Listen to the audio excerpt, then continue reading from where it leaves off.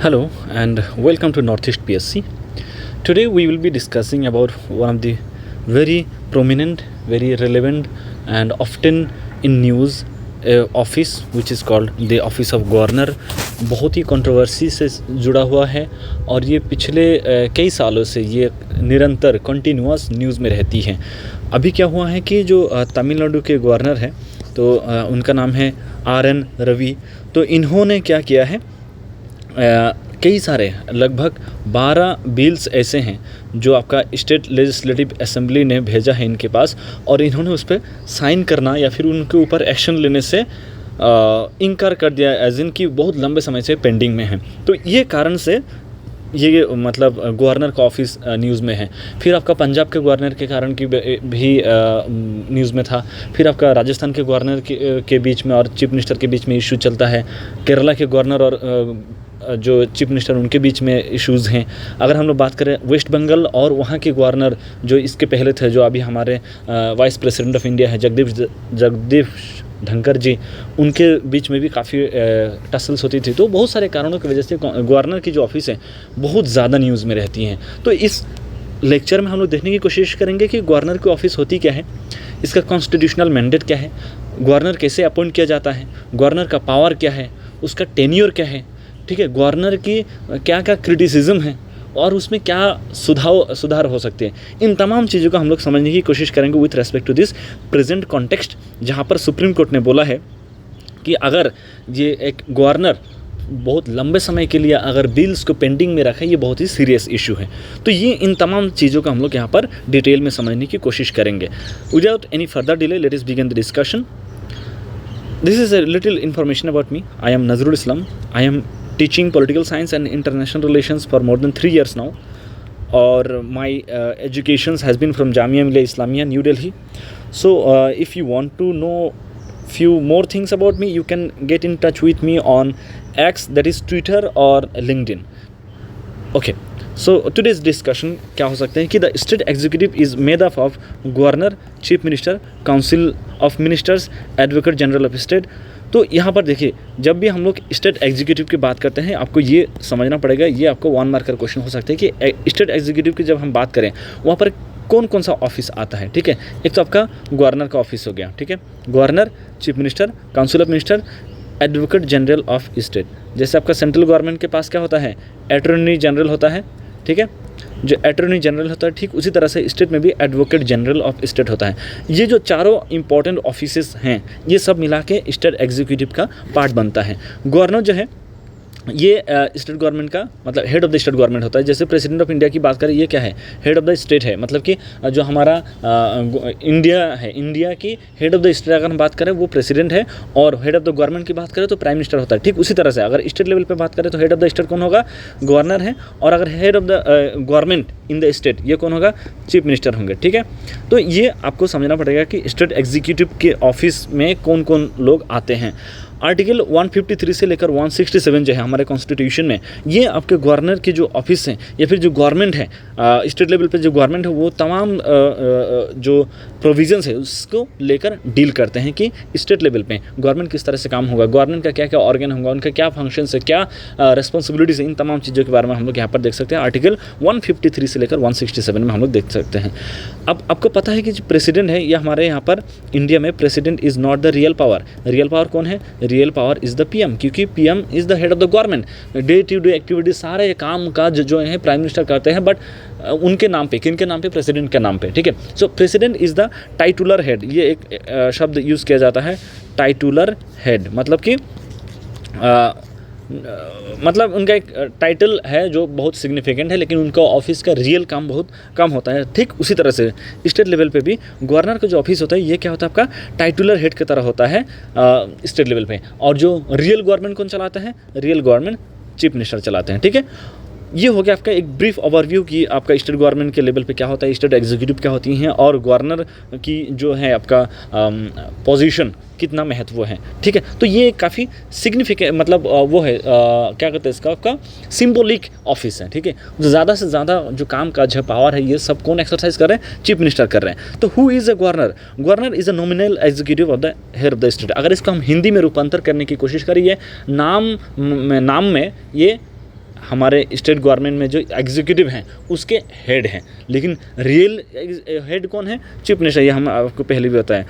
He forms an important part of the state executive where he acts as the chief executive head. तो इन्होंने ये क्या करते हैं, सारे जो आपके बिल्स हैं, सारे जो आपका पॉलिसीज़ हैं, सारे जो आपका डिसीजंस होते हैं, वो सारे चीज़ों पे इनके नाम से लिया जाता है। ये उस पर दस्तावेज करते हैं, तो तब जाके ये इम्प्लीमेंट होते हैं। ठीक है, तो ऑफिशियल जो सील ये इनका लगता है। Central government nominates the government of each state. ये बहुत ही इंपॉर्टेंट लाइन है कि जो एक स्टेट गवर्नमेंट जो होता है, मतलब जो गवर्नर होता है, उनके अपॉइंट करते हैं कौन? प्रेसिडेंट करते हैं। और ये प्रेसिडेंट को अपॉइंट करने के लिए, प्रेसिडेंट जब एक गवर्नर को अपॉइंट करते हैं, उनके पास किसको अपॉइंट करना है ये चीज़ कौन बताता है? सेंट्रल गवर्नमेंट बताता है। ठीक है, तो ये हु इज़ अ गवर्नर, या आई होप ये आपको समझ में आ रहा है। फिर अभी हम देखेंगे कि अपॉइंटमेंट ऑफ ए गवर्नर, एक गवर्नर को किस तरह से अपॉइंट किया जाता है। ठीक है, the Indian president appoints governor for each state by warrant under his hand and seal. तो हर एक स्टेट के लिए एक एक आपका गवर्नर होता है। ऐसा नहीं है कि आपका एक जो गवर्नर है, एक गवर्नर है जो है वो आपका एक से ज़्यादा स्टेट के लिए नहीं हो पाएगा, ऐसा नहीं है।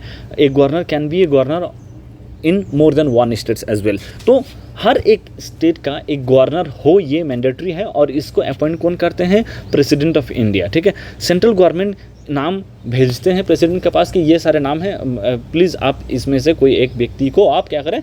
नॉमिनेट करें। तो ये पूरी की पूरी तरह से ये सेंट्रल गवर्नमेंट के डिस्क्रिप्शन है। सेंट्रल गवर्नमेंट के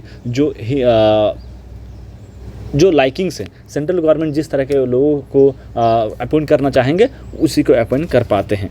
नोट यहाँ पर कुछ ये है कि unlike elections of the president there is no direct or indirect elections for the post of governor. तो आपको पता है कि प्रेसिडेंट का इलेक्शन होता है इंडिया में, यहाँ पर डायरेक्ट इलेक्शन नहीं होती है। क्या होता है? प्रेसिडेंट के इलेक्शन में इनडायरेक्ट इलेक्शंस होता है। क्यों? क्योंकि member of parliament and member of legislative assemblies of all the states and union territories of Delhi and Puducherry, तो पुडुचेरी, ये तमाम लोग वोट करते हैं प्रेसिडेंट के इलेक्शन में। लेकिन गवर्नर के लिए ऐसा कोई डायरेक्ट या फिर इनडायरेक्ट इलेक्शन नहीं होती है, इनको सीधा अपॉइंट किया जाता है, सिलेक्शन होता है इनका। ठीक है, तो ये आपको याद रखना पड़ेगा कि there is no election. The office of a governor is not a part of the Indian executive. तो इंडियन एग्जीक्यूटिव का पार्ट नहीं है। कौन सा एग्जीक्यूटिव का पार्ट है? ये एक स्टेट एग्जीक्यूटिव का पार्ट है। और लेकिन फिर भी आप बोलेंगे कि यार स्टेट एग्जीक्यूटिव का अगर पार्ट है तो सेंट्रल गवर्नमेंट क्यों अपॉइंट कर रहे हैं? तो क्योंकि वो सेंट्रल गवर्नमेंट की एजेंट के तौर पे काम करते हैं। But the office of governor it is an independent constitutional body, constitutional office. इनके पास अगर आप इनको अपॉइंट कर देते हैं तो उनका एक इंडिपेंडेंट एग्जिस्टेंस है। ठीक है, तो कई सारे केसेस में क्या होगा कि जब एक गवर्नर को अपॉइंट किया और वो सेंट्रल गवर्नमेंट के द्वारा अपॉइंट किया गया और सेंट्रल गवर्नमेंट क्या हुआ, उनका डिसॉल्व हो गया। मान लीजिए कि डिसॉल्व हो गया, तो क्या ऐसा ज़रूरी है कि सेंट्रल गवर्नमेंट डिसॉल्व हो गया है तो गवर्नर को भी रिज़ाइन करना पड़ेगा? क्योंकि गवर्नर जो है उनका अपॉइंटमेंट सेंट्रल गवर्नमेंट ने किया है। The answer is no. क्यों? क्योंकि ये जो ऑफिस है ये एक इंडिपेंडेंट ऑफिस है। The governor does not serve the union government and neither is subordinate to it. तो अगर हम लोग लीगल डॉक्यूमेंट के जो ओरिजिनली जो मतलब जो हमारे किताबी जो भाषा है उसमें अगर हम बात करें, गवर्नर किसके लिए काम करते हैं? स्टेट के लिए काम करते हैं। स्टेट के लोगों के हित में काम करेंगे। स्टेट की जो गवर्नमेंट है उनके साथ मिलजुल कर स्टेट की जो आपका प्रोस्पेरिटी है, डेवलपमेंट है, उसके लिए काम करेंगे, ना कि सेंट्रल गवर्नमेंट के लिए काम करेंगे। तो इसीलिए जो हम लोग कह सकते हैं कि ना तो ये सेंट्रल गवर्नमेंट के लिए काम करते हैं, ना ही सेंट्रल गवर्नमेंट के सामने ये कोई छोटा ऑफिस है। ये तो हो गया किताब में लिखा गया लैंग्वेज। लेकिन हमें क्या है कि जो सेंट्रल गवर्नमेंट है अक्सर हम देखते हैं कि गवर्नर को अपॉइंट भी करते हैं, कंट्रोल भी करते हैं, और गवर्नमेंट के द्वारा जो गवर्नर जो अपॉइंट किया जा रहा है सेंट्रल गवर्नमेंट के द्वारा, उस गवर्नर के थ्रू जो स्टेट लेवल पे जो सरकारें हैं उनके ऊपर कभी प्रेशर बनाना, ये सब इस तरीके की क्रिटिसिज्म हमें सामने देखने के लिए मिलता है। इसीलिए हम लोग ये डिबेट, ये डिस्कशन आज कर रहे हैं। ठीक है, the nomination of a governor by the union and his appointment bye the president in India is based on the Canadian model of government. तो अब अगर आपको ये पूछा जाए, ये आपको एक बढ़िया MCQ पूछा जा सकता है कि जो द गवर्नर ऑफ इंडिया, ठीक है, governors in India are appointed based on the model of which of the following countries. ठीक है, तो Canada, US, South Africa, Australia, ये आपको पूछा दिया जाएगा। तो आपको याद रखना है कि कैनेडियन मॉडल ऑफ गवर्नमेंट से ये हम लिए हैं। और गवर्नर की ऑफिस अगर हम बात करें कि इंडिया में, ब्रिटिश इंडिया में कौन सा ऐसा लॉ था जिसके तहत गवर्नर के जो ऑफिस है उसमें रेसिड्यूरी पावर दिया जाता है। ठीक है, रेसिड्यूरी पावर, ये किस एक्ट के थ्रू दिया जाता है? तो उसका आंसर क्या होगा? Government of India act 1935। तो इस तरह की जो छोटी छोटी इन्फॉर्मेशन है ये आपके एग्जाम के लिए बहुत ज़्यादा रिलेवेंट और बहुत ज़्यादा वैलिड हो सकता है। तो अपॉइंटमेंट ऑफ गवर्नर में ये समझ लीजिए, प्रेसिडेंट अपॉइंट करते हैं, जो सेंट्रल गवर्नमेंट है वो आपका नाम नॉमिनेट करते हैं, ठीक है। इनका कोई डायरेक्ट या फिर इनडायरेक्ट इलेक्शन नहीं है, ठीक है। और यहाँ पर क्या है, ये एक इंडिपेंडेंट बॉडी है और यूनियन एग्जीक्यूटिव का हिस्सा नहीं है, यूनियन गवर्नमेंट के लिए काम भी नहीं करता और यूनियन गवर्नमेंट का सबऑर्डिनेट भी नहीं है। और this has been inspired from the Canadian model of government, ठीक है। अभी बात करते हैं term of the governor's office. Governor, अगर एक व्यक्ति को गवर्नर अगर बना दिया गया, वो कितने वक्त तक, कितने लंबे समय तक वो ऑफिस में रहेंगे? The answer is pleasure of the president. जब तक प्रेसिडेंट उनसे खुश है, जब तक प्रेसिडेंट को लग रहा है कि ये व्यक्ति सही ढंग से काम कर रहे हैं, तब तक वो गवर्नर बना रहेगा। और जिस दिन आप मान लीजिए कि आज मैंने अपॉइंट किया, 1 महीने बाद लग रहा है कि ये बहुत ज़्यादा मनमर्जी कर रहे हैं, कानून के खिलाफ जा रहे हैं, कॉन्स्टिट्यूशन को वायलेट कर रहे हैं, तो प्रेसिडेंट कभी भी इनको बर्खास्त भी कर सकते हैं, उनको मतलब निलंबित कर सकते हैं, ठीक है, फायर कर सकते हैं, समथिंग लाइक दैट, ठीक है। तो president can remove the governor and the grounds upon which he may be removed are not laid down in the constitution. तो ये आपको पूछा जा सकता है, ये बहुत इंपॉर्टेंट एक पॉइंट है, ये please pay attention to this point, कि आपको ये पूछा जा सकता है, सवाल पूछा जा सकता है कि the removal of governor has been defined by the constitution under the following provision, कि जो है आपका कॉन्स्टिट्यूशन का वायलेशन हो या फिर मेंटल फिटनेस में सवाल आ जाता हो, इस तरीके की अगर चीज़ें मतलब ऑप्शन में डाला जा सकता है। लेकिन क्या होगा कि अगर वहाँ पर कोई ऑप्शन है नन ऑफ द अबव, क्योंकि कॉन्स्टिट्यूशन में उनके रिमूवल के लिए कुछ बोला नहीं गया है, ठीक है। तो governor may also get transferred from one state to another by the president, he also can be reappointed. तो प्रेसिडेंट क्या कर सकते हैं, एक व्यक्ति को एक स्टेट से लेकर दूसरे स्टेट में तबादला करवा सकते हैं, ट्रांसफ़र कर सकते हैं और उनको रीअपॉइंट भी कर सकते हैं। तो ये person can be appointed as a governor for multiple times. तो ये आपको याद रहे। An interregnum is not allowed, following which a governor may sit in the office beyond 5 years expiry of the term till the new governor assumes the charge of the office। तो ये याद रखिए कि गवर्नर की जो office है उनका जो एक नॉर्मल टेन्योर है वो 5 साल का है, लेकिन ये फिक्स्ड टेन्योर नहीं है। 5 साल के पहले भी उनको ऑफिस से निकाला जा सकता है, 5 साल के बाद भी, ठीक है। और अगर उनका मान लीजिए 5 साल हो गया, 5 साल के बाद ऐसा नहीं होगा कि 5 साल हो गया वो ऑफिस छोड़ देंगे, फिर डिसाइड किया जाएगा कि कौन गवर्नर बन रहा है, फिर नया गवर्नर आएगा, नहीं, ऐसा नहीं होगा। The office of the governor must not lie vacant. क्या नहीं होगा?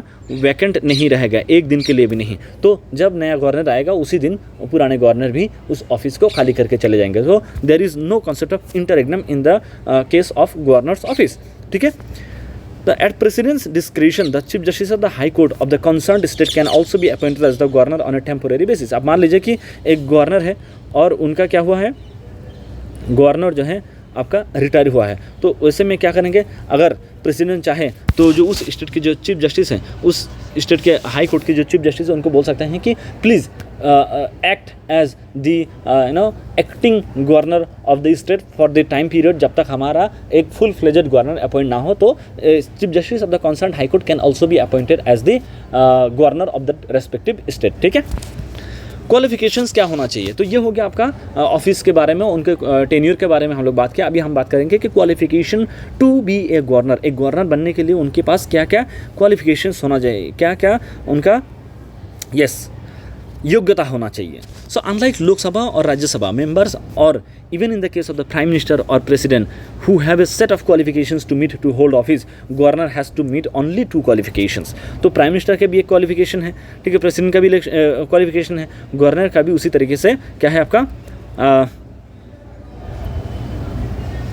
सिर्फ 2 क्वालिफिकेशन है। एक तो ये है कि ही or she should B an Indian citizen, वो एक हिंदुस्तानी नागरिक होना चाहिए, और दूसरा क्या है, he or she should be more than 35 years of age, तो उनका जो उम्र है मोर देन 35 होना चाहिए, दैट्स ऑल। यही 2 क्वालिफिकेशंस है with respect to the office of the governor.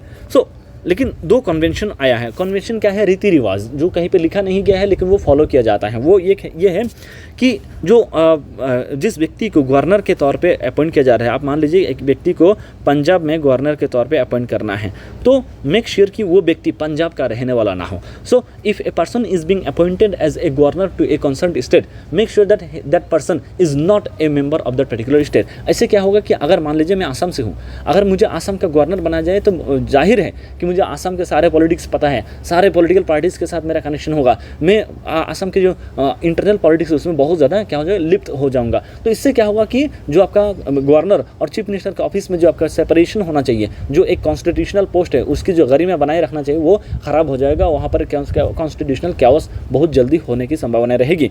तो ये एक वक्त के साथ ये एक कन्वेंशन बनाया गया है जो फॉलो किया जाता है कि the governor must not be from that state. दूसरा क्या है, consultation of the chief minister is taken by the president before appointing a governor. जब भी कोई व्यक्ति को अपॉइंट किया जाता है, मान लीजिए कि नजरुल को आसाम का गवर्नर बनाना है, तो आसाम के जो चीफ मिनिस्टर हैं उनसे पूछा जाएगा कि ये नाम हमारे सामने आया है, क्या आपको इससे कोई वो है, एतराज़ है। तो ऐसे में मतलब मोस्ट ऑफ द केसेस में जो है आपका जो चीफ मिनिस्टर होता है वो एग्री करते हैं, लेकिन अगर मान लीजिए किसी केस में डिसएग्री करते हैं, ये अगर डिसएग्री कर दिया तो ऐसे में प्रेसिडेंट के ऊपर बाइंडिंग नहीं है। प्रेसिडेंट ऐसा नहीं बोला अरे चीफ मिनिस्टर साहब ने मना कर दिया, आप तो अपॉइंट नहीं कर सकते। प्रेसिडेंट अगर चाहे तब भी अपॉइंट कर सकते हैं, ठीक है। सो द टू थिंग, एक तो चीफ मिनिस्टर से आपको कंसल्ट करवाना पड़ेगा और दूसरा क्या है, वो उस स्टेट का नहीं होना चाहिए। और ये दोनों कन्वेंशन बहुत बार वायलेट किया गया है पास्ट में, अगर हम देखें तो। अच्छा, उनके ऑफिस के कुछ कंडीशंस है जो हमें जानना बेहद ज़रूरी है। He can not B A member of the Lok Sabha और राज्यसभा। अगर किसी को आप मेंबर वो बना रहे हैं, गवर्नर बना रहे हैं, तो वो व्यक्ति क्या करेगा, उस व्यक्ति को क्या होना पड़ेगा, मेंबर नहीं होना पड़ेगा, मतलब लोकसभा या फिर राज्यसभा का वो मेंबर नहीं हो सकता। अगर मान लीजिए कि कोई लोकसभा का मेंबर है या फिर राज्यसभा का मेंबर है और वैसे में उनका क्या हुआ है, आपका अपॉइंट हुआ है एज ए गवर्नर, तो उस व्यक्ति को क्या करना पड़ेगा, ही or she must Venkat that office on the first day of the governor in the office. जो दिन पहली दिन जिस दिन पहला वो होगा आपका वर्किंग डे होगा एज ए गवर्नर, उसी दिन आपको क्या करना पड़ेगा, आपका ऑफिस आपको जो लोकसभा के एमपी के तौर पे या फिर राज्यसभा के एमपी के तौर पर जो आप थे उसको आप रिज़ाइन करना पड़ेगा, उससे आपको निकालना पड़ेगा। He should not hold any office of profit. Office of profit पे मैं एक अलग से वीडियो लाऊंगा। तो ऑफिस ऑफ प्रॉफिट क्या होता है कि अगर आप जो गवर्नमेंट ऑफ इंडिया के द्वारा कानून के तहत डिफाइन किया गया है कि अगर मतलब कुछ ऑफिसेस हैं, वो सब ऑफिस अगर आप होल्ड करते हैं तो ऑफिस ऑफ प्रॉफिट माना जाएगा, ठीक है। तो अगर ऑफिस ऑफ प्रॉफिट है मतलब कि आपके अंदर क्या हो जाएगा, आप ऑलरेडी कहीं से आपको बेनिफिट आ रही हैं, ऐसे में आप गवर्नर हैं, तो क्या हो सकता है, आपको अगर उस पर्टिकुलर ऑफिस के खिलाफ कोई एक्शन लेना हो, आप नहीं लेंगे। क्यों? क्योंकि आपको वहाँ से बेनिफिट मिल रहा है, तो आपको क्या है, कॉन्फ्लिक्ट ऑफ इंटरेस्ट हो जाएगा। तो इसीलिए ऑफिस ऑफ प्रॉफिट आप नहीं ले सकते। ऑफिस ऑफ प्रॉफिट क्या होता है, इसको हम डिटेल में डिस्कस करेंगे। For his residence Raj Bhavan is provided to him without the payment of rent. तो उनको रहने के लिए राजभवन दिया जाता है, और राजभवन बहुत आलीशान बंगलों की तरह होती हैं, बहुत बड़ी जगह होती हैं, बहुत अच्छे पूरा एकदम वीआईपी लोकेलिटी में वीआईपी घर है, और वहाँ पर कोई रेंट नहीं देने की ज़रूरत है उनको, किसी भी तरीके की मतलब क्या है, खर्चा नहीं है। Parliament decides his emoluments allowances and privileges. उनको कितना सैलरी मिलेगी, उनको क्या क्या बेनिफिट्स मिलेगा, उनको क्या क्या वीआईपी प्रिविलेजेस मिलेगी, ये तमाम चीज़ें कौन डिसाइड करते हैं, पार्लियामेंट, ना कि स्टेट लेजिस्लेटिव असेंबली। तो ये भी बहुत एक इंपॉर्टेंट पॉइंट हो सकते हैं आपके एग्जाम के लिए कि क्या is it decided by the state legislative assembly or the parliament. The answer is parliament, ठीक है। When a governor is responsible for 2 or more states. आप मान लीजिए कि एक गवर्नर है जो कि आपका हरियाणा का भी गवर्नर है और पंजाब का भी गवर्नर है, तो ऐसे में उनका जितने भी सैलरी होगा, उनका जो अलाउंसेस है, उनकी जो प्रिविलेज है, उसका जितने भी सारा खर्चा होगा, वो क्या होगा, आपका 50-50 बढ़ जाएगा, ठीक है। 50-50 बढ़ जाएगा कि दोनों के बीच में शेयर होगा, ठीक है। Parliament cannot diminish his emoluments and allowances during his time of office. मान लीजिए कि मैं अभी क्या बना हूँ, गवर्नर बना हूँ कहीं पे, और वहाँ की जो स्टेट के चीफ मिनिस्टर है उनके साथ मेरा बन नहीं रहा है, तो मान लीजिए कि चीफ मिनिस्टर जो है उनके पास फुल मेजोरिटी है, तो वो क्या कर दिया, लेजिस्लेटिव असेंबली में वो कर दिया, एक लॉ लाया कि ये जो व्यक्ति है, नजरुल है, ये जो गवर्नर साहब है, इनका जो सैलरी है इसको कम करना है, इनकी जो जितने भी बेनिफिट है उसको कम करना है। तो ऐसा नहीं कर सकते हैं। क्यों? क्योंकि आप डायरेक्टली क्या कर रहे हैं, आप ये दिख रहा है कि आप दुश्मनी निकल रहे हैं। तो आप जो भी व्यक्ति ऑफिस में हैं उनके डिसएडवांटेज में कोई भी कानून नहीं ला सकते हैं। जब वो ऑफिस खाली हो जाएगा, हो सकता है अगले लोगों के लिए आप इम्प्लीमेंट करें, लेकिन जो उस वक्त ऑफिस में हैं उनके डिसएडवांटेज के लिए आप कुछ भी नहीं कर सकते हैं, ठीक है। उसके अलावा ये जो है आपका आर्टिकल 14 के अगर आपको देखना है, क्रिटिसिज्म देखना है कि आर्टिकल 14 क्या होता है, right to equality before law, equal protection of law की बात करते हैं कि हर कोई बराबर है, नहीं, लेकिन नहीं, यहाँ पर एक्सेप्शन है। जो गवर्नर है वो क्या है, आपका क्रिमिनल प्रोसीडिंग्स से वो आज़ाद है। उनके अगर जब वो ऑफिस में हैं और ऑफिस में रहते हुए कोई भी अगर काम किए हैं उन्होंने, उस काम के लिए आप उनके ऊपर क्रिमिनल केस नहीं कर सकते हैं, ठीक है। अरेस्ट और imprisonment of the governor can not take place, ना तो उनके अरेस्ट कर सकते हैं ना ही जेल में डाल सकते हैं, ठीक है।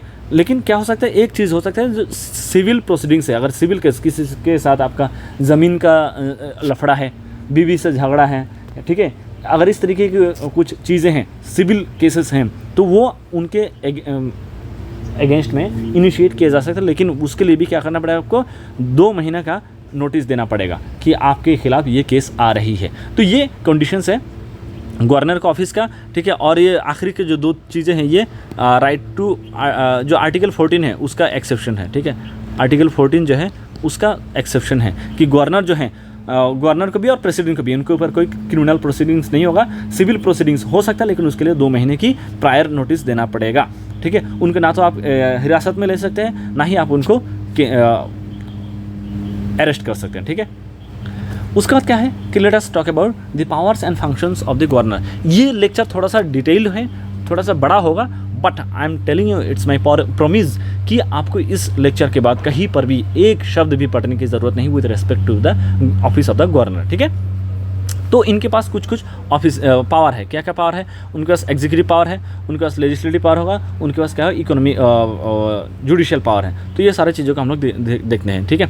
तो एग्जीक्यूटिव पावर में क्या होता है? एग्जीक्यूटिव क्या होते हैं कि जो देश को चलाते हैं, ठीक है। एग्जीक्यूटिव पोजीशन में जो है आपका पॉलिसी फॉर्मुलेशन करते हैं, पॉलिसी बनाते हैं। तो every executive action that the state government takes it's to be taken in his name. तो जो गवर्नर के नाम पे सारा डिसीजन लिया जाता है। किन के नाम पे? गवर्नर के नाम में। जस्ट लाइक जो सेंट्रल गवर्नमेंट में सारा जो काम किया जाता है वो प्रेसिडेंट के नाम में होता है, ठीक उसी तरह से स्टेट गवर्नमेंट में सारा काम गवर्नर के नाम पे लिया जाता है। How an order that has been taken up his name is to be authenticated, the rules for the same can be specified by the governor.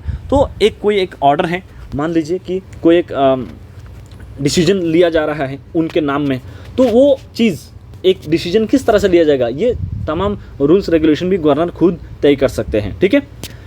So he or she may not make rules to simplify the transaction of the business of the state government. तो business जो state government है, state government किस तरह से law बनाएंगे, उसको law को किस तरह से इम्प्लीमेंट करेंगे, इन तमाम चीज़ों को वो करने के लिए, आसान करने के लिए हो सकता है ये जो गवर्नर है कुछ रूल्स बनाए, गवर्नर उसको डिफाइन करे टाइम टू टाइम कि इसको और आसान इस तरह से बनाया जाए, किस तरह से आपको डे टू डे एक्टिविटीज़ करना है सरकार चलाने के लिए। ये सारे चीज़ों में जो गवर्नर है वो अपना ओपिनियन दे सकते हैं, ठीक है। ये मैंडेटरी नहीं, अगर दे रहे तो you have to avoid by that. Chief ministers and other ministers of the states are appointed by him. तो जो एक स्टेट में जो चीफ मिनिस्टर होती है, फिर बाकी सारे जो कैबिनेट मिनिस्टर्स होती हैं, उनको कौन अपॉइंट करते हैं? The governor of that particular state. It is his responsibility, his or her responsibility to appoint tribal welfare minister in the state. अगर आप मान लीजिए कोई स्टेट है जहाँ पर ट्राइबल पॉपुलेशन काफ़ी हद तक है, जैसे आप मान लीजिए झारखंड की बात करें, ठीक है, तो वैसे स्टेट में ट्राइबल वेलफेयर मिनिस्टर को अपॉइंट करने की जिम्मेदारी किनके पास है? गवर्नर के पास है।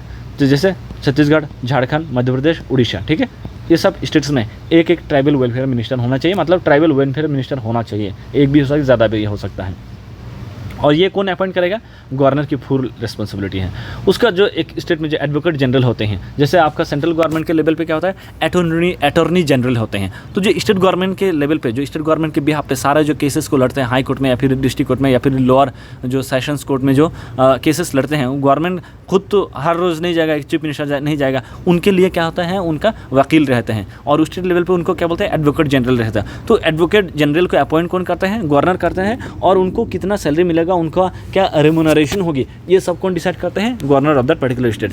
और फिर वो क्या करते हैं? स्टेट इलेक्शन कमिश्नर जो होते हैं उनको भी अपॉइंट करते हैं कौन? The governor of that state. Chairman and members of the state public service commission, जो स्टेट लेवल पे जो पब्लिक सर्विस कमीशन होते हैं उसके जो चेयरमैन हैं, उसका जो मेंबर है, उनको कौन अपॉइंट करते हैं? उनके अपॉइंट करते हैं गवर्नर। फिर हर एक जो उस स्टेट के अंदर जितने भी आपका यूनिवर्सिटीज़ हैं, ठीक है, उस यूनिवर्सिटीज़ के वाइस चांसलर को कौन अपॉइंट करते हैं? गवर्नर। फिर स्टेट गवर्नमेंट को he seeks information from the state government. कभी भी अगर उनको ज़रूरत पड़े, किसी इन्फॉर्मेशन की ज़रूरत है जो उनके पास नहीं है, वो स्टेट गवर्नमेंट के बोलेंगे please help me with finding this following information, तो गवर्नमेंट को देना पड़ेगा, ठीक है। अगर स्टेट में अगर कोई कॉन्स्टिट्यूशनल इमरजेंसी आ गया, कॉन्स्टिट्यूशनल मशीनरी जो है वो फेल हो गया है, तो ऐसे में प्रेसिडेंट को ये लिख के देंगे कि यहाँ पर जो हमारा संविधानिक जो ढांचा है वो टूट गया है, कृपया आप यहाँ पर क्या है, राष्ट्रपति शासन लगाए, यहाँ पर प्रेसिडेंट रूल आप यहाँ पर इम्पोज करें। The governor enjoys extensive executive power as an agent of the president during the president's rule in the state. जैसे प्रेसिडेंट रूल जब होता है तब वहाँ पर एक स्टेट में गवर्नर की पावर बहुत अहम हो जाती है, गवर्नर बहुत ज़्यादा पावरफुल हो जाता है। ठीक है, ये तो हो गया एग्जीक्यूटिव पावर। फिर देखते हैं कुछ लेजिस्लेटिव पावर भी है इनका। ठीक है, ये क्या करते हैं, अगर आप मान लीजिए जो स्टेट लेजिस्लेटिव असेंबली हैं वो अगर डिज़ोल्व हो गया है या फिर सेशन में नहीं है और वैसे में कुछ एक इम्पॉर्टेंट क्या चाहिए आपके पास, कानून चाहिए, कोई कानून चाहिए, वैसे में ये क्या कर सकते हैं, ऑर्डिनेंस बना सकते हैं। ऑर्डिनेंस मतलब कि कानून ही होगा, कानून की तरह ही, लेकिन जब स्टेट लेजिस्लेटिव असेंबली सेशन में नहीं है उस टाइम गवर्नर बना सकते हैं। प्रोरोग मतलब एक तो ऑर्डिनेंस बना सकते हैं कि जब भी नेक्स्ट सेशन होगा उस सेशन को शुरुआत में इस ऑर्डिनेंस को रखा जाएगा। अगर स्टेट असेंबली उसको पारित करते हैं तो ये कानून मेंटेन रहेगा, अगर नहीं पारित करते ये डिसॉल्व हो जाएगा। तो ये तो एक तो ये होगा। दूसरा क्या है सर, जो स्टेट लेजिस्लेटिव असेंबली है वो कब बुलाना है, कब ख़त्म करना है, ये भी गवर्नर तय करेंगे। He addresses the state legislator at the first session of every year. हर साल जो स्टेट लेजिस्लेचर का जो पहला मीटिंग होता है उस पहला मीटिंग को कौन संबोधित करते हैं, governor of the particular state. If any bill is pending in the state legislature, governor may or may not send a bill to the state legislature concerning the same. तो स्टेट लेजिस्लेचर के सामने अगर कोई bill pending है तो governor उसमें मतलब उसको स्टेट गवर्नमेंट को बोल सकते हैं कि आप इसको रिकन्सिडर क्या रहे, या फिर नहीं भी बोल सकते हैं। इट इज़ द मतलब discretion. If the speaker of the legislative assembly is absent and the same is with the deputy speaker, then governor appoints a person to preside over the session. कभी कभी कैसा होता है कि जो speaker हैं, deputy speaker है, दोनों ही एब्सेंट है, तो वैसे में कौन उस सेशन को हेड करेगा, ये गवर्नर अपॉइंट करेंगे एक व्यक्ति को। तो एक व्यक्ति जो है प्रेसिडेंट, क्या होता है कि अगर हम लोग सेंट्रल गवर्नमेंट के लेवल पर देखें, प्रेसिडेंट 12 लोगों को राज्यसभा में एमपी के तौर पे नॉमिनेट करते हैं। ठीक उसी तरह से गवर्नर भी क्या करते हैं, 1/6 of the total member of the legislative council from the fields of. तो जैसे लेजिस्लेटिव काउंसिल होता है, 6 स्टेट है जहाँ पर लेजिस्लेटिव काउंसिल है, महाराष्ट्र है, उत्तर प्रदेश है, ठीक है, फिर आपका बिहार है, फिर आपका तेलंगाना है, कर्नाटका है, तो ऐसे आपका और मध्य प्रदेश। तो ऐसे जो आपका 6 स्टेट हैं, 6 स्टेट में क्या है आपका लेजिस्लेटिव काउंसिल है। तो उस लेजिस्लेटिव काउंसिल में 1/6 मेंबर जो होगा, उस 1/6 मेंबर को अपॉइंट कौन करता है, गवर्नर करता है। और ये लोग कौन फील्ड से होंगे, literature, science, art, cooperative movement, social services. ठीक है, उसके अलावा क्या होता है, प्रेसिडेंट 2 मेंबर को नॉमिनेट करते थे लोकसभा में, अभी इसको स्क्रैप कर दिया गया, अभी तो ये है नहीं। तो उसी तरह से गवर्नर भी 1 मेंबर को नॉमिनेट करते थे स्टेट लेजिस्लेटिव असेंबली में, कहाँ से, एंग्लो इंडियन कम्युनिटी से। तो ये अभी नहीं है, क्यों, क्योंकि गवर्नमेंट को लगता है कि अभी एंग्लो इंडियन कम्युनिटी की रिप्रेजेंटेशन की खास ज़रूरत नहीं है, क्योंकि उनका पॉपुलेशन बहुत कम है। He can consult election commission for the disqualification of members. अगर किसी मेंबर को डिस्क्वालीफाई करना है तो इलेक्शन कमीशन से ये राय ले सकते हैं। With respect to the bill introduced in the state legislature, अगर स्टेट असेंबली में कोई बिल इंट्रोड्यूस किया गया है तो उस बिल को हो सकता है कि गवर्नर क्या करे, अपना राय दे दे, गवर्नर उसमें सिग्नेचर कर दे, या फिर सिग्नेचर देने से इनकार कर दे, उस बिल को वापस भेज दे असेंबली में, और उस बिल को रिजर्व कर दे कि प्रेसिडेंट को भेजेंगे, प्रेसिडेंट जी अगर ये देख के इसमें साइन करें तो करे, वरना नहीं।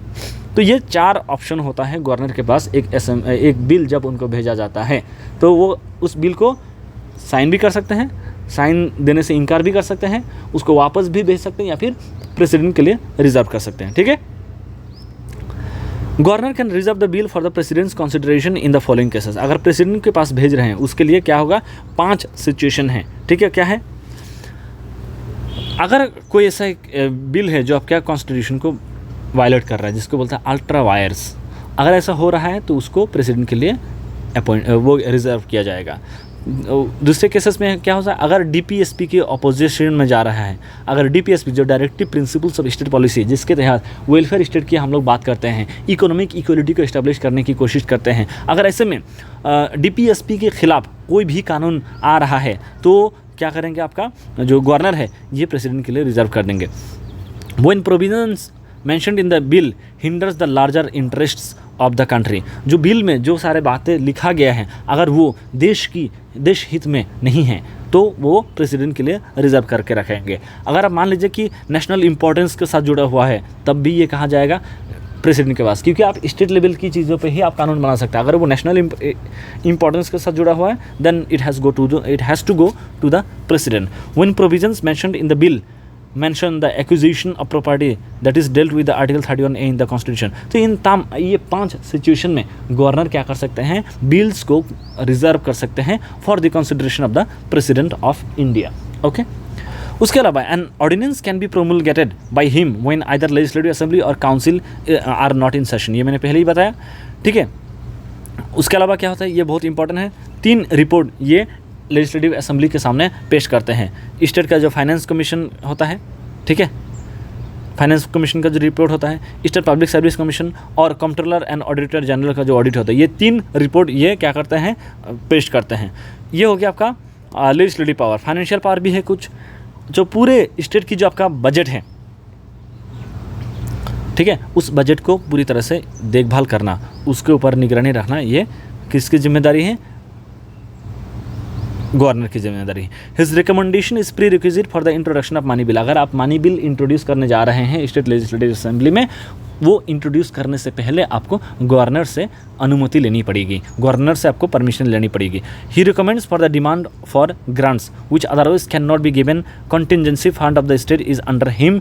तो अगर कभी भी ग्रांट, मतलब मान लीजिए कि हेल्थ सेक्टर में कुछ पैसा वो करना हो, इन्वेस्ट करना हो, आप मान लीजिए कि लोकल लेवल पे जो लोकल सेल्फ गवर्नमेंट है उसको कुछ ग्रांट देना है, तो इससे में क्या करेंगे, कितना ग्रांट देना होगा, ये रिकमेंड कौन करेंगे, गवर्नर करेंगे, ठीक है। तो ये सारे फाइनेंशियल पावर इनके पास हैं। फिर उसके अलावा जुडिशियल पावर भी है उनके पास, ठीक है। जुडिशियल पावर की अगर हम बात करें क्या क्या है, he can do the following 5 thing. Pardon, किसी की जो आपका वो है सेंटेंस है उसको माफ़ करवा सकते हैं, डेथ सेंटेंस को वो माफ़ नहीं कर सकते हैं बस। रिप्राइब, रिस्पाइट, रिमीट, कम्यूट, ये 5 शब्दों की जो मीनिंग है ये आपका होमवर्क है, ये आपको देखना है और ये आपको अक्सर एग्जाम में पूछा जा सकता है। किसी क्या करेगा आपका, ये 5 यहाँ पर लिखा गया है, इसका एक लाइन में डेफिनेशन ऐसे दे के आपको बोलेगा कि करेक्टली मैच्ड कौन कौन सा है, तो आपको वो देखना पड़ेगा। Please go through this is your homework, ठीक है। President consults the governor while appointing जजेस ऑफ हाई कोर्ट। जब भी एक हाई कोर्ट में गवर्नर को अपॉइंट किया जा रहा है उस टाइम गवर्नर नहीं, माय अपोलॉजी, अगर कोई हाई कोर्ट में चीफ जस्टिस को अपॉइंट किया जा रहा है तो प्रेसिडेंट क्या करेंगे, गवर्नर से रिकमेंडेशन लेंगे, गवर्नर से उनका राय लेंगे, ठीक है। इन consultation with the state high court governor makes appointments, postings and promotions of the district जजेस। डिस्ट्रिक्ट लेवल पे जो जजेस हो गए उनको किस तरह से अपॉइंटमेंट करना है, कहाँ पोस्टिंग करना है, ठीक है, उनको किस तरह से प्रमोशन दिलवाना है, ये तमाम चीज़ें गवर्नर करते हैं with consultation from the high courts. फिर in consultation with the state high court and state public service commission he also appoints persons to the judicial service. तो ये तमाम जो आपका है जुडिशियल पावर गवर्नर के पास होता है। तो ये आई होप ये आपको समझ में आ रही है, ठीक है। फिर कॉन्स्टिट्यूशनल पोजीशन की अगर हम बात करें कि ये सारी चीज़ें हम लोगों ने बात किया, अभी कॉन्स्टिट्यूशन में गवर्नर को लेकर क्या बोला गया है, ठीक है। आर्टिकल 157 और 158 बोलते हैं कि गवर्नर का एलिजिबिलिटी क्या क्या होना चाहिए, जो हम लोग पहले बात किया। There is a chief council of ministers with the CM at the head to aid and advise the governor in the exercise of his functions. जो गवर्नर के कामकाज में चीफ मिनिस्टर को हेल्प करना पड़ेगा और चीफ मिनिस्टर के साथ साथ और कौन लोग होंगे, काउंसिल ऑफ मिनिस्टर जो हैं वो सब मिलके गवर्नर को वो करेंगे, हेल्प करेंगे in functioning the state. The governor appoints the chief minister and other ministers. जो चीफ मिनिस्टर होते हैं और जो बाकी मिनिस्टर होते हैं वो उनको अपॉइंट करते हैं गवर्नर अंडर आर्टिकल 164। गवर्नर क्या करते हैं, बिल को लेकर एसेंट कर सकते हैं, विथ होल्ड कर सकते हैं, रिजर्व कर सकते हैं प्रेसिडेंट के लिए under article 200। Governor may promulgate the ordinances under certain circumstances 213। तो ये सब कॉन्स्टिट्यूशनल पोजीशन है। अच्छा, गवर्नर के पास क्या है, डिस्क्रिशनरी पावर है। कोई भी पावर जो आपका स्पेसिफिकली कहीं पे भी क्या नहीं है, आपका मैंशनड नहीं है, तो वो पावर कौन एक्सरसाइज करेंगे, स्टेट लेवल पे गवर्नर करेंगे। तो इनके पास 2 तरीके के होता है, एक कॉन्स्टिट्यूशनल डिस्क्रिशन, एक सिचुएशनल डिस्क्रिशन। तो ये जो डिस्क्रिशनरी पावर है ये किनके पास होता है, गवर्नर के पास होता है। अब आता है इंटरेस्टिंग पार्ट, कंट्रोवर्सी हो गई है, बहुत सारे चीज़ें, बहुत सारे लोग, बहुत सारे कॉन्स्टिट्यूशनल एक्सपर्ट्स, स्कॉलर्स या फिर एकेडमिशियंस का कहना है कि गवर्नर की जो ऑफिस है उसके साथ बहुत सारे कंट्रोवर्सी जुड़ा हुआ है। और वो सारे क्या क्या है देखने की कोशिश करते हैं कि abuse of power by the centre. Centre क्या करते हैं, गवर्नर को अपॉइंट करते हैं गवर्नर को अपॉइंट करने के बाद जो अपोजिशन रूलिंग स्टेट है, आप मान लीजिए कि सेंटर में एक्स पार्टी की रूल है और एक स्टेट में वाई पार्टी की रूल है और एक्स और वाई के बीच में बनता नहीं है, तो एक्स पार्टी क्या करेंगे, गवर्नर अपॉइंट करते वक्त ऐसे व्यक्ति को बनाएंगे जो वाई पार्टी के नाक में दम करते हैं। तो यहाँ पर क्या होता है, आप एब्यूज़ ऑफ पावर दिखाया जा रहा है। फिर बायस्ड आइडियोलॉजी, कि आप पहले से ऐसे लोगों को अपॉइंट कर रहे हैं जो एक्स पार्टी के आइडियोलॉजी के साथ मिलता जुलता है, तो आपका लॉयलिस्ट को आप अपॉइंट कर रहे हैं, तो वो स्टेट लेवल पे गवर्नर के बन के जा तो रहा है लेकिन काम कर रहे हैं आपके बिहाफ पे, आपके एजेंट के तौर पे काम कर रहे हैं, आपके पपेट बनकर वहाँ पर पपेट रूलर के तौर पे काम कर रहे हैं। जो आप बोल रहे हैं, जहाँ पर आप नचाना चाह रहे हैं, जिस तरह से आप काम करवाना चाहते हैं उसी तरह से आप काम करवाते हैं, तो इस ऑफिस की गरिमा जो कॉन्स्टिट्यूशनल पोजीशन है वो घट जाती है। फिर जिस पॉलिटिकल पार्टी की सरकार होती है सेंटर में, उसी पॉलिटिकल पार्टी को जाके स्टेट लेवल पे भी उसको सपोर्ट करना, उसके बिहाफ पे एक्सप्लिसिटली सामने आकर तो कुछ नहीं बोलना, लेकिन इम्प्लिसिटली बहुत कुछ करना, ये हो गया। मिस यूज पावर हम लोग ऑलरेडी बात कर दिया। तो ये सारे कंट्रोवर्सी हैं गवर्नर के ऑफिस के साथ, जो टाइम टू टाइम मतलब हर 1-2 महीने में आपको कुछ ना कुछ कंट्रोवर्सी मिल जाएगा। कुछ रिकमेंडेशंस आई थी on appointment and removal of governor, तो एक कमीशन आई थी 2010 में जिसका नाम था पुंची कमीशन। तो पुंची कमीशन का कहना ये था कि स्टेट लेजिस्लेचर के पास पावर होना चाहिए कि जो आपका गवर्नर है उसको क्या कर पाए, इम्पीचमेंट किया जा सके, ठीक है। उसके अलावा क्या होता है, जो स्टेट का जो चीफ मिनिस्टर है उनका जो राय है वो काफ़ी ज़्यादा होना चाहिए। अभी क्या करते हैं, प्रेसिडेंट उनसे पूछते हैं, उनका हाँ हो ना हो कोई फ़र्क नहीं पड़ता है, लेकिन ऐसा होना चाहिए कि कुछ ऐसा पावर होना चाहिए, अगर प्रेसिडेंट ने मना किया कुछ एविडेंस के साथ, अगर उन्होंने मना किया तो वैसे में उस व्यक्ति को गवर्नर के तौर पे अपॉइंट नहीं करना चाहिए। पुंची कमीशन का रिकमेंडेशन था। उसके अलावा उन्होंने क्या किया कि जो आर्टिकल 355 और 356 जो है इसको अमेंडमेंट करना चाहिए। क्यों? क्योंकि गवर्नर जब चाहे तब कभी भी क्या कर सकते हैं, रिकमेंड कर सकते हैं प्रेसिडेंट को कि प्लीज़ इस स्टेट में आप क्या करें, प्रेसिडेंट का रूल लगा दें। तो ऐसे में क्या होगा कि जो आपका कॉन्स्टिट्यूशनल जो सैंक्टिटी है वो ख़राब हो जाएगा, ठीक है। सरकारिया कमीशन ने रिकमेंड किया था कि जो आर्टिकल 356 है ये बहुत एकदम रेयर केस में यूज़ करना चाहिए, जब कॉन्स्टिट्यूशनल ब्रेकडाउन हुआ हो, एकदम मतलब ऐसा हो गया है कि अब इस स्टेट में शांति लाने के लिए यही आखिरी ऑप्शन हो, उस टाइम प्रेसिडेंट रूल लगाना चाहिए। ये सरकारिया कमीशन की कहना था। लेकिन आप देखते हैं कि प्रेसिडेंट रूल अभी तो बहुत कम लगता है, पहले बहुत ज़्यादा आर्बिट्रेरली लगाया जाता था। Recommendations have also been made by the administrative reforms commission, Rajamannar committee, justice V Chelliah committee. तो ये सारे लोगों ने अलग अलग टाइम पे रिकमेंडेशन दिया है। और जो गवर्नमेंट आर्टिकल 356 के अंदर जो आप स्टेट गवर्नमेंट को डिसमिस करते हैं, उसके ऊपर SR बोम्मई केस आया था 1994 में। उसमें सुप्रीम कोर्ट का क्या कहना था, तो सुप्रीम कोर्ट बोलते हैं कि जो the case put an end to the arbitrary dismissal of the state government by a hostile central government. Central government अगर स्टेट गवर्नमेंट के खिलाफ है तो किसी भी ग्राउंड पे जाके स्टेट गवर्नमेंट को भंग कर देंगे, ऐसा पॉसिबल नहीं। ये SR बोम्मई जजमेंट से हुआ है, ठीक है। ऑन डिस्क्रिशनरी पावर, तो नवम रेबिया जजमेंट आया था 2016 में। तो यहाँ पर क्या इन्होंने ये रूल किया कि that the exercise of governors discretion under article 163 is limited and his choice of action should not be arbitrary और फैंसीफुल। जब चाहे जब मन करे वो अपना डिस्क्रिशनरी पावर के एक्सरसाइज करेंगे, ये कतई स्वीकार्य नहीं है, एक्सेप्टेबल नहीं है, ठीक है। तो ये सारी चीज़ें हम लोग देख सकते हैं कि गवर्नर के ऑफिस के साथ जुड़ा हुआ ये तमाम कन्वर्सेशन को हम लोग यहाँ पर ख़त्म करते हैं। अगर आपको इसके साथ कोई भी डाउट है, please let me know in the comment box. मैं आपको उन तमाम सवालों की जवाब दूंगा। Thank you so much, see you in the next video.